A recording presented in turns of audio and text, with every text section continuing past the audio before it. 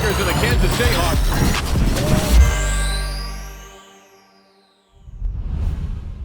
Welcome, everybody, to the Border War podcast on the Kansas City Sports Network. We're presented by 360 Vodka. I'm Jarrett Sutton, joined as always by Jeff Hawkins. We got a snow day edition podcast, Yeah. Jeff. I know you're home. You had your games canceled tonight. Got the kids at home, shoveling snow today. Yeah. How was the snow day today, man? So far so good, man. You know, I got to sleep in a little bit. I had to wait till all the snow dropped before I could get out and do that. And my son had virtual school, so he's old enough to where he can pick up the shovel and do it himself. But mom wouldn't let me get him out of virtual school to come shovel some snow. So I was doing some shoveling. My back's a little bit. That's right. Back's a little bit sore, but it's all right. It's fun. That's a heck of a workout, man. Oh, it's That's a great workout. No, it's the best workout, man. It is. You'd be surprised. I remember my dad kind of throwing me out there when we'd have school canceled and like, oh, shoveling snow, this is easy, and I'd be dead tired by the end of it. Yeah, those arms are dead. Dead tired. It was nice too, because I know you got a busy schedule. I was supposed to travel today to Atlanta for a game. It got canceled. My flights got canceled. So great time to kind of dive into some hoops, talk Kansas, talk Mizzou, and get kind of up to speed with it's hard to believe, Jeff. There's only 6 games left. Before we get to this conference tournament play. So this season is just flying by. And a big night last night for Kansas, even though they didn't play, with Baylor losing at Texas Tech, giving Kansas a 2-game lead in the Big 12. I know a lot of Kansas fans were watching that game last night. Great to see Patrick Mahomes in Lubbock, checking out the Red Raider game. And he had a lot to say about the crowd. And I know that ruffled up some Kansas fans today. So that was fun to kind of read into that in terms of that environment that was sweet last night. I don't know if you had a chance. It was a whiteout in Lubbock. Yeah. And those fans, man, the students get into it. And it's kind of weird just because, Chris Beard kind of put that together, I think. I mean, playing against Texas Tech and Meyer, I know you had a chance to go to Lubbock a lot. Not a lot of fans when we played them when we went down to Lubbock. And now to see where, like, the fan support is and where their program is, man. And obviously went to the national championship with Coach Beard, and now Coach Adams is running that ship. And they've had a good year, especially with one of their best players out. So it was a big night for Kansas because they got a 2-game lead now, and they still got to go to Waco. They also have games in Fort Worth against TCU, but they got a game coming up at West Virginia. We'll get to that in a second. But let's recap the 2 wins for Kansas. The last time we spoke, they had just come off a loss at Texas, heartbreaking loss they gave away. They go home. They take care of 2 games against Oklahoma and Oklahoma State. I will say the Oklahoma game, I think Kansas made it probably a little harder than it should have been. They get away with a 2-point win, but Oklahoma just kind of hung around, and it's kind of a weird game in terms of rhythm and momentum. Kansas gets the win, but a game that was sort of just it shouldn't have been as close as it was, I would say, and Kansas able to win on a defensive stop. Jalen Wilson stopped late in the game to beat Oklahoma.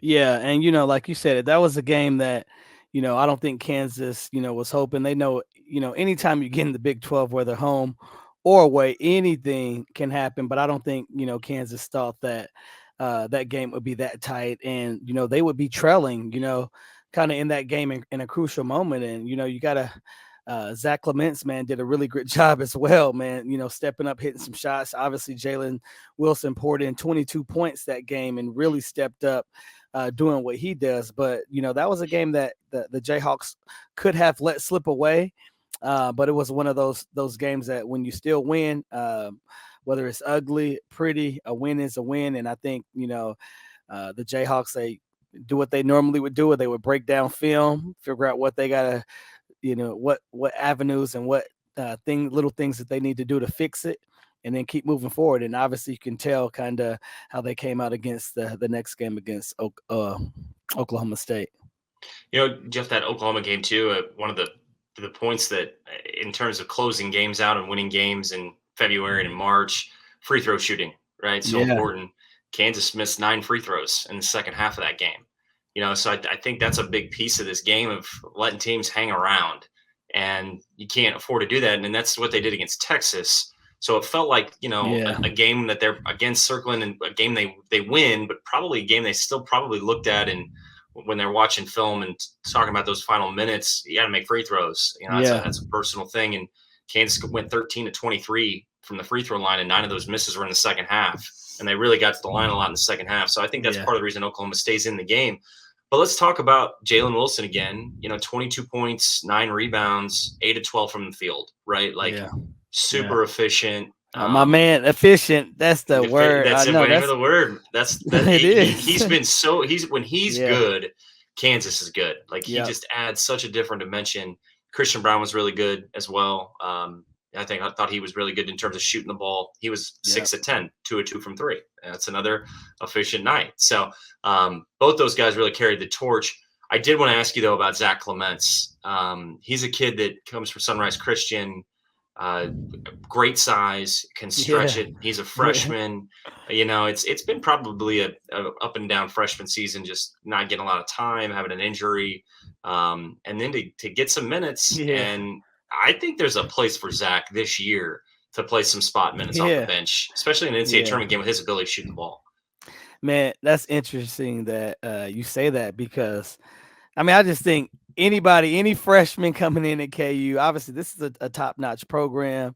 A lot of these starters and bench players could be starters in other programs for sure, and be called so-called the man. But I think a lot of freshmen, they just got to be patient, man, because you might not get the time that you want during the regular season, exhibition, start of Big 12. But when you get your shot, and especially when it's at a crucial time like right now, deep into the Big 12, they're still trying to – every game matters because you still want to make sure that you can close out being 2 games ahead. You're in a game that really matters. So, kudos to him because, he stayed patient, but he's just very versatile to what he can bring to the Jayhawks. He showed little glimpses. He can get up and down the floor, run the floor, stretch the defense. He can move his feet well on the defensive end as well. And I think one of the things that I like is that he can play with his back to the basket and get to his jump hook and kind of be successful and show that he has a nice feel and nice touch around the rim. So I know the Jayhawks are really excited about, and the coaching staff are excited about the progression that Zach can continue to gain. I thought it was interesting. You take that game and then you fast forward to Oklahoma State, and your 2 guys coming off the bench that played the most minutes off the bench is Zach and Yesufu. And these are 2 guys that we probably weren't talking about a ton at the beginning of the year, and now all of a sudden, I think it goes to it's what I appreciate a lot about Coach Self too. Is look, if you're going to earn minutes, you're going to play. Right. And I appreciate that. He's not stuck in just this is my rotation, these are my guys. If a guy's going to go in and give you quality minutes and be productive, you're going to get a shot, right? That to me is that's what any freshman wants, right? Like, that's not always the case at other programs. But I think if you're a freshman, you're like, hey, if coach is going to just throw me in a game, even if it's a blowout too, like even when you're getting in and mop up duty, those are valuable minutes. Like, that for a fact too. Like, those are minutes that you can't just go in and just jack shots and just, the game's out of hand. No, these are minutes that you're getting, and now you need to earn those minutes. So I think it's really interesting, just kind of adding those 2 players now getting more minutes. Let's see how that continues. But you're talking 2 guys, especially at a guard position and at a forward position, that could add some depth to this team. Yeah, and that's obviously where the Jayhawks have been pretty solid at guard play, but obviously with Remy, being out, they still need that one guard that can come in, whether it's from a scoring perspective or a defensive perspective, can come in and kind of change his game. And I think that's what Joe's been doing. Yesufu, that's what he's been doing. He's been bringing on the defensive end, and when he can have the ability to knock down that outside shot, that just takes a lot of pressure off of Och and CB for having to do some things. And obviously, when you can have Zach being another big body to help out David, to relieve a little pressure from him, from having to do everything that he can for the big, that's the one thing Jayhawk fans got to understand. David McCormick is the only big. We're used to having the Morris twins, Robinson. Think about all the bigs that played together, and then they had a bench that could come in and help out as well. So that hasn't been the case, and it's just fallen on all the blame and all the fault has fallen on David. And to have a guy like Zach that can now show that he can produce positive minutes in gameplay, that relieves some pressure off of David. And I think that's kind of what the Jayhawks need right now. It just gives you a different look too. I mean, I know Yeah. Kansas fans always want to talk about the Villanova game in the Final Four with Devontae and Svi, where where that Villanova team, they had 5 guys that could just space it, Yeah. and it was tough to guard. And I think the fact that Coach Self is more open to playing David at the 5, but then having a guy like Jalen Wilson who can make threes at the 4, right? And then Zach can make threes and he can go in the game at the 4. And to your point, it's different than just your traditional 2 bigs 4-5. Yeah. Right. And Myers, Jeff Withey, Cole Aldrich, right? Like where you're 4-5. I mean, and look, size matters. Like owning that pain is something Coach Self is going to do. That owning that pain on both ends. But now I think there's just an evolution a little bit of, hey, we need also an ability to stretch it and make perimeter shots. Yeah. And that's something Kansas struggled with last year. They struggled to shoot threes. They were inconsistent in that area. It snake bit them a couple times. And now they got guys that can step up and make shots, and Ochai's leading them. But I think Jalen Wilson making shots and Zach making shots, and hopefully we're talking about Remy Martin being fully healthy. That's another X factor here too with Remy and him coming back.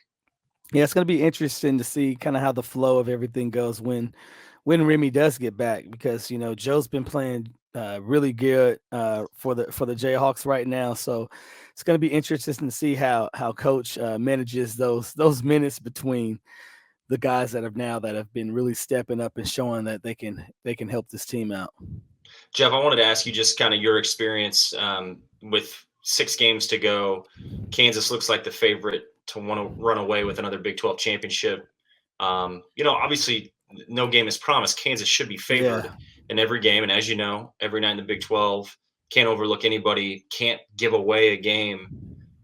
Your teams, I think you guys kind of were in this conversation of around mid-February. There was a lot to play for with the target and the bullseye being on your back, right? Yeah.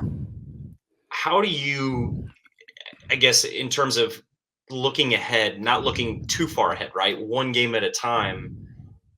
As a player, put yourself back in that kind of your playing shoes. What was that like to just focus in on each game, like not looking too far ahead? Like, hey, we're at West Virginia. We can't be looking at the Baylor game that's coming up in Waco, because I think young players sometimes get caught up in that, and that's where your veteran leadership comes in. But like Kansas has a lot to play for right now, not just the Big 12, a 1 seed. They can play themselves into a good position. And you had this every year when you were at Kansas. How do you take the end of February? Because to me, the end of February is the most critical part of the season. Yeah. Because you have to be playing your best basketball before you start March. Can you reflect and remember about those kind of years when you guys were playing for a lot? Yeah. You know what? I think the key word that kind of sticks in, especially in the month of February, and you touched on it too. Like, to me, it's like you're locked in. It's just this lock in, and it's that the enjoyment and the process of being locked in. Obviously, you look what's ahead of the schedule. You kind of know your opponents, but everybody kind of looks just a little bit ahead. But we try not to look ahead and just focus, one game at a time. And I think, at least from my experience being a Jayhawk, you want to win the Big 12, but you want to win every game, and you want to prepare yourself, and you want to treat every game like it's your last, because like you talk about, everything that the Jayhawks are doing from the start of the season, preseason, no matter what it is working its way up to try to compete and contend for a national championship. So you have to have that locked in mode. Yeah, you have to know what your schedule is, who you're playing. Yeah, that's just that's just how the game works. That's what a schedule's put in place for, so you can see who and prepare who you're going to play. But you have to, the good ones are the great ones are the ones I believe that can really, like you talked about, just focus. Like, it's 6 games. Yes, there are 6 games, but no game is more important right now than that West Virginia game. Those other games are going to be important too, but no game is more important than this West Virginia game. And then when that game gets done, it goes down to the next, and you just keep working your way down until the season ends, and then you start it over again next year. But I think it's just that locked in mindset of, this next game is that all that matters. We have to take care of business this game before we can start thinking about this next game. I think locked in too is everyday habits, right? Even in Yeah. practice. And I also think it's important, like once you hit this mark in the season and you're ironing out rotations. I know Remy's going to come back, and who knows what those minutes are. Like maybe you're playing 22 minutes in one game and you're playing 5 the next game coming off the Yeah. bench. How's your attitude going to be? That's critical. And I think that's something Coach Self has done such a great job of. Yeah.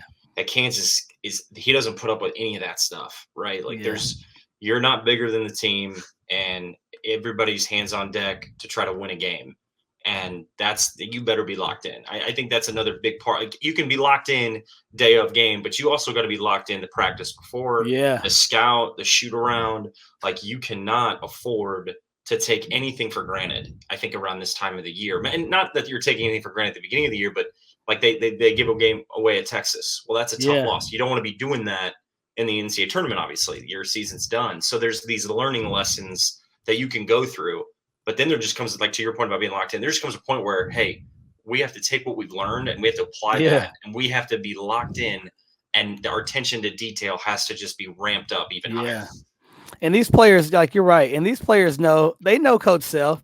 They know if you don't take each game seriously, you might be sitting on the bench for the next 12 games. That's because right. The next guy that's sitting next to you or sitting across from you from your locker, or you're a roommate with them, he's trying to get those minutes and he's trying to do everything, and he's locking in game by game because he wants those minutes. So I think it's kind of a give and take, and they know Coach Self and Coach Self knows them. So I think that's really that's really important what you just said about that.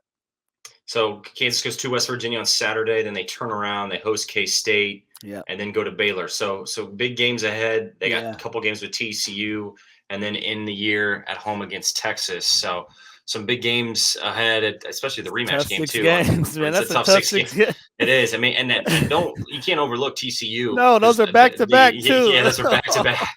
So this isn't going to get any easier. And it was asked to me today of like, well, you think Kansas probably has this, now with the Baylor loss last night, Kansas, and I thought, well, yeah, they're gonna be favored, but like there's still like 6 games is a lot, and one of those is at Baylor. Hey, that target's just getting bigger, man. Exactly, man. It feels that way too. It's just like I'm sure K-State's like, dude, we got to beat them. I don't want them to win it. Baylor's like, we got revenge. TCU's like, hey, let's just go ahead and split 1 out of 2 at least. And Texas is like, hey, man, we got Jarrett over here now. Let's go. Let's sweep them. So it's tough, man. That's exactly right. And it's funny too. Like on one hand, you're like, man, Baylor lost. You got a 2-game lead, but then all of a sudden it's like, wait a second. Now it's just got kicked into overdrive where everybody's going to be looking to knock, yourself off. And I was at the K-State West Virginia game on Monday, and it's interesting. They're a team that's definitely struggled, but they got a couple guys that can score it. Tash Sherman's, I think, second in the Big 12 in scoring, and he's tough, man. Mid-range, he can be a little inconsistent, but he can shoot it off the bounce. He can make tough shots, contested shots. He can hit threes with range. And Sean McNeil, that's a name of a lot of Big 12 fans know. He can shoot the ball. He's got so you never know, especially on the road. Like teams can get hot. So a long way to go. Hey, and West Virginia knows what it feels like to beat KU at absolutely. Home. So does TCU. So does Baylor. So and Morgantown's just a different environment, man. It's a hostile environment. Like that fan base gets on you, and the way the building's designed too. I mean, it just gets it gets loud. So that's some big games ahead for Kansas, but they're in a good spot right now, especially trying to fight for that 1 seed. So let's switch gears. Let's talk about Mizzou. Last time we had talked, they were playing at Vanderbilt, game they lost. They were coming off a win in College Station at the time, so there was some positive momentum. They did beat Ole Miss, so they swept Ole Miss and got a good win last Saturday against Ole Miss at home, a game that Missouri scored 74 points in. Offensively, they were very good, and they got really good production from Javon Pickett, who was put back in the starting lineup. Kobe Brown was efficient again, had 5 assists, led them in assists. So his passing ability has been a positive, but man, Mizzou turned around on Tuesday night and got smacked again by Arkansas. And Jeff, since Mizzou's left the Big 12, Arkansas's kind of been this forced rivalry, right? The battle line rivalry, as they call it. and Arkansas has just put it to Mizzou twice now. Missouri scored 27 points in the first half. They only had 30 in the second half, but gave up 46 to Arkansas, and the game was over really at the half. Missouri did not do a good job in terms of shooting the basketball. They didn't get to the free throw line a lot, and just didn't get a lot from Kobe Brown either. He just went 3 for 10 from the field. So it continues to be a grind for this team. They've been able but not to a bad grind. Not a bad grind. It's very true. Hey, but Very look. Hey, to me, I say like the first Arkansas game. No, it was like 87-43. Yeah. So I mean, Mizzou had one of their worst first halves, and I mean historically one of the worst first halves they've had. Yeah. And then I mean, they held them. They held Arkansas to 76, and they got 14 more points than they did the first time. So, I mean, to me, again, Missouri keep getting better. Mm-hmm. See you again down the road. You don't want that matchup. That's right. You don't want that matchup. Mizzou's gotten, obviously they've already been eliminated from SEC contention, and they'll obviously have an opportunity hopefully to win a game in the SEC tournament, but then their season's going to be done. So they're looking at 6-7 games, and then it's a wrap. And you look at their games ahead. They have a winnable game against Georgia, probably a winnable game against South Carolina. Outside of that, there's some. They go to Mississippi State on Friday, actually tomorrow, and then they host Mississippi State for the makeup game that was canceled for COVID. They have Tennessee and LSU still on their schedule. I mean, that's a tough haul. Yeah. And I think Mizzou fans are, especially just the pulse I get from the fan base and questions I get from Mizzou fans and people in Columbia that really follow the program, is where are we headed? Like, what's the direction of the program? What is there to really sink your teeth into and get excited about? And I think it's a valid question, because you look at where this team's at, and I mean, especially from the year prior, right? They make an NCAA tournament. They were at one point ranked 10th in the country last year. They lost a ton. They added a bunch of transfers. They have freshmen that have, been up and down a little bit this year. And it really just, it's been a disappointing season, but they have competed. They were blown out a lot at the beginning of the season. Something we touched on is they have been in games, but it almost feels like them being in games is the win. Just being competitive. But this team lacks talent, and the question is where does this program go from here? And there's some big decisions to be made after the season. But I still think there's a chance for this program to make a statement if they could pull off a couple wins, even an upset here and there, to help themselves. I think they would feel a little bit better about themselves, because even if you're not playing for the NCAA tournament, you do not want to end your season on a negative note where you lose 6-7 games in a row. I mean, that's a terrible way to end the season. So I don't want to say there's not anything to play for, because I think you have to be inspired if you're a player. You have to play. Like you're a college athlete, you're a competitor. You should be a competitor, and you should want to win. So there's still things to play for. I think there's a little bit of a moral compass there that's talking, but it's a challenge. You were never in that situation. I was never in that situation either with our teams. So I can't imagine how hard that is. But this team is going to have to finish the year on a high note, not maybe high note's not the right word, but finish with a little bit of a confidence to you of like, hey, we ended the year on a good note going into the off season where maybe we can build on something. Yeah, and even if that means losing 6 in a row, I mean, I know it sounds bad, but like if you're watching, man, and you know how you feel when you watch your guys playing. You know how you competed in the level that you guys play at. If you can see that level of play and they're coming up short, I think you're like, man, okay, all right, that's something to work with. But like, they were playing intensity-wise. They were sharing the ball. They were just getting after it. They just came up short. They were outmatched. They were outnumbered, whatever it may be. But again, I fully understand, like, definitely what you're saying. It would be such more of a statement out of these next 6 games. Go steal 2. Go steal 2 of these 6. Yeah. Or more. Or at least 1. But like, go steal a couple. Go see if you can split with Mississippi State, and then go challenge every one of these teams, because you got to have that mindset too, where like you just don't care. Like, I don't care. I don't care right now, but I care for my school. I care for my family. That's the things that these players play for. They got to step on that court. Like, man, I don't care. Like, I'm about to just go hard, and whatever happens, happens. I'm not gonna stop until the game ends. And if we win, we win. We lose, we lose. But everybody in that stands, whether it's the winning team and you're at a home game, their fans will respect you when they'll respect that opposing team. Like, man, they played their butts off, and so will your fans too. So I think if they can play these next 6 games like they don't care about anything, they but just working hard and finishing the games out, don't care about the outcome, just give it everything you got. Some positive's going to happen out of that. Something's positive is going to happen out of that. And they get a lot of these games. They get 3 of those games at home, right? They get Mississippi State, Tennessee, and then they have Georgia, which is a very winnable game. And I think a game they should that last game, So I circled that one. I think you could say, hey, that's a must win for you guys. Like you should take it as a must win. It probably helps you too in the seeding standing in terms of where you're going to be playing in Nashville for the SEC tournament. To give yourself maybe a better chance to win a game in Nashville. We've seen, those things happen too. So, it's just, we've hit that point of the year where you're mid-February and you can see the light at the end of the tunnel. And some teams are fully ramped up for an NCAA tournament and playing for seeding and playing for an outright regular season championship. And then the opposite, right? With Mizzou, where they're not playing for anything.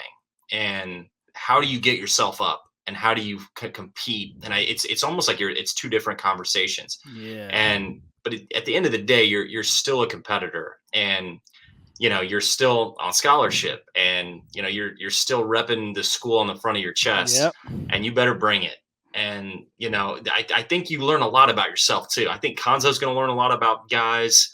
No matter what happens, with players transferring, because I know that's such a hot topic now of who's leaving and what's the recruitment look like. And that is a conversation, but you shouldn't be thinking about that right now. You should be finishing the season as on a high note, as on much of a high note as you can.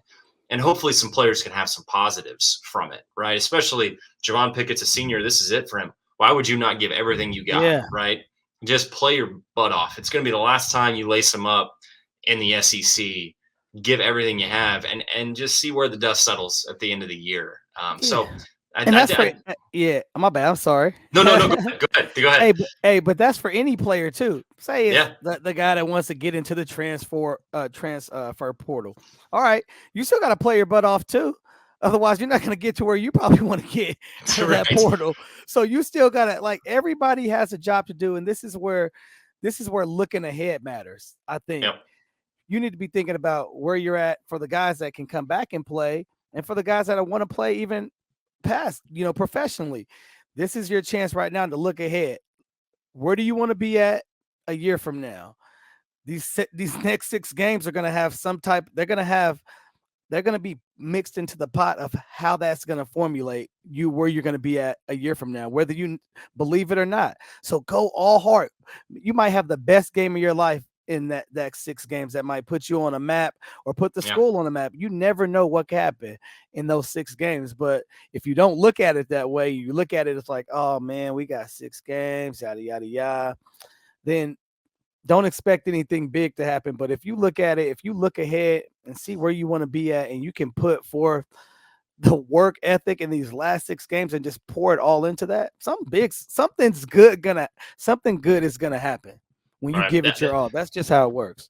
It's the eye in the sky, right? Don't lie. Like, the film don't lie, and coaches are gonna be pouring into film. And if you're thinking of transferring, you better not be running from your own problems, right? I think that's the worst thing you can do, is when it's maybe not a coach, man. And who knows? There's reasons to transfer.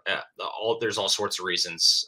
But I think there are, more times than not, there's players leaving because maybe they don't want to address what they need to address, right? And every 9 game's times out of 10. And you also got to think too, like, how many guys wouldn't give anything and everything to just lace them up, even when you don't have anything to play for, right? I mean, like, it's an opportunity, right? It's a privilege to get out there and play and compete, especially against SEC competition. Like that's fun. Like, it's fun. You need to make it fun for yourself, right? You need to not worry about record or what's going noise around you. Just compete and play, enjoy the game. That's why you're doing it anyway.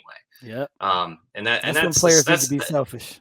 That's right. That's right. It's the same thing too for like I think you bring up a great point. Like it's the same thing for a player on Kansas's roster that's competing for an NCAA tournament. Like it's fun, but like get lost in not worrying about everything that happens in a game. Right? Don't worry about making them mistakes happen. Enjoy it. Have fun. Compete. Love being around your teammates. Embrace every moment in terms of bus rides and team meal. Like because you're never man. It's 4 years. I miss that stuff, man. I miss that stuff too. That's some stuff I miss the most, right? Like those are the best times when you're mixing up with your guys on a post plane ride after a win. Like that's a great feeling. Those and once you're, especially as you get older, man, those especially when your season ends and hopefully it's in the NCAA tournament, it's abrupt and it's over. That's it. So lots to cover as we get closer to March, man. It's gonna be here before we know it. We're talking. Big 12, SEC more fun. Yeah. This is great. It's almost like you work through the year to get to the fun part. For real. This is when it gets fun. That's where everybody gets happy, man. And March is right around the corner too. So I know everybody's talking now like, oh, who's going to win the conference? I know. Yeah. God, I can't believe there's 6 games left. It's gone fast. It has. Jeff, appreciate it, man. Good to connect with you, man. Good luck with your team here as we get ready for. I know you guys are getting ready for districts, right? Is that right? Getting ready for districts. Yep. March 2nd, I think, first game. Playoff hoops, man. Yeah, that's what it's all about, dude. I love it. Big thank you to Tunkel Franklin too, who always runs the operation for us, our boy. So always fun, Jeff. We'll catch up here soon. Talk about some more Mizzou Kansas hoops. Hey, you betcha, man. Have a good one.